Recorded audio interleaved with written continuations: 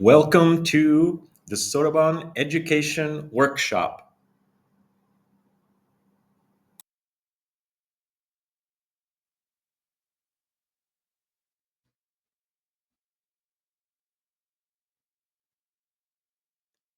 The abacus has been around for thousands of years.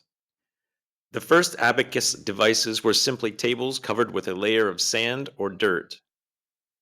Grooves would have been made in the sand and pebbles placed in the grooves and moved to represent numbers similar to how we use them today. Eventually, holes were carved into the pebbles and sticks were used to hold the pebbles together, and then a frame was added.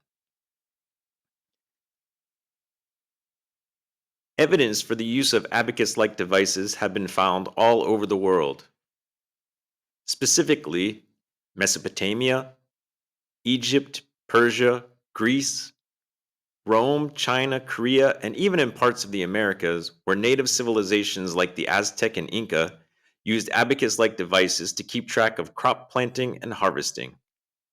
Many historians say the abacus is the first computer. Around 400 years ago, the Chinese abacus was introduced to Japan. Since that time, Japanese scholars have altered the construction of and operation of Soroban to meet their needs. Soroban is still in use in Japan today. Learning how to use this device has a lot of advantages. Of course, it helps in calculating numbers, even very large numbers, either with the Soroban or mentally. And there are other benefits as well, such as increased focus and attention. And it's wonderful exercise for your brain.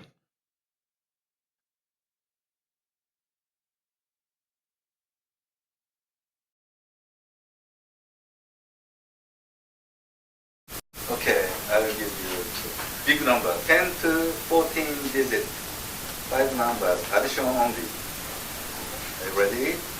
Starting with 7 trillion, 425 billion, 180 million, 341,609 dollars, 40 trillion, 236 billion, 412 million, 97,386 dollars, 1 billion, 793 million, 468,520 dollars, 982 billion, 509 million, 182,467 dollars, 17 billion, 345 million, 906,273 dollars. That's all. How much did you get? Okay, please say answer in English. 48 trillion 663 billion 240 million 996,255. 55. That's right. Well done. Well done.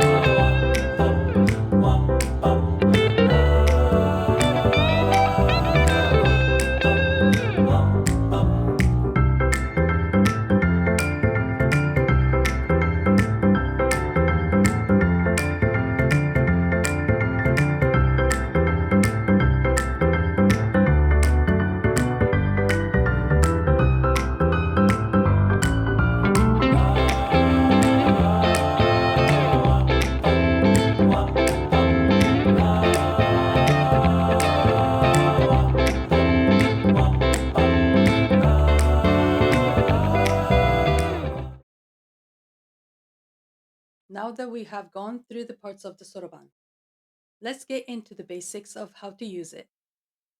Before we begin inserting numbers into the Soroban, we have to do a few things first. Take your pencil and hold it in your hand like this. If you are left-handed, please hold your pencil like this.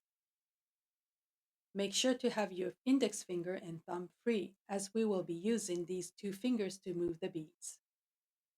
Next, we need to set the lower beads and upper beads to 0.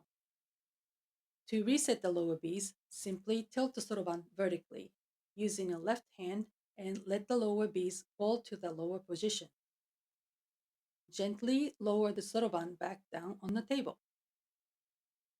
You will now hold the soroban in place with your left hand to ensure it doesn't move. Next, place your right index finger under the far left upper bead. Then, run your finger across the upper row of bees to the right, pushing all the bees up against the frame. Now your soroban is set to 0. Let's try that again.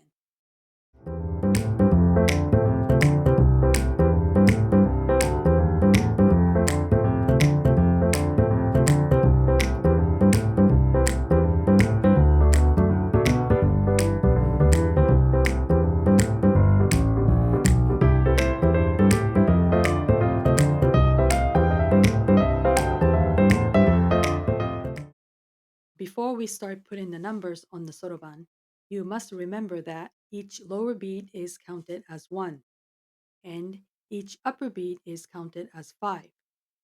And the beads are only counted when they are touching the beam. Now, reset the soroban to 0. We are using the far right unit point. With your right thumb, move one bead up, just like this. And that's 1. When you subtract 1, use your index finger to move one bead down. Next is 2. Move 2 beads up, and to subtract, move 2 beads down. Next is 3 and 4. For 5, move the upper bead down. To subtract, use your index finger to move the bead up like this. For 6, move the upper bead down and one lower bead up to the beam by using your index finger and thumb. To subtract, using your index finger, move the lower bead down first, and then the upper bead up, or move both the upper and lower beads all together, just like that. And 7, and 8,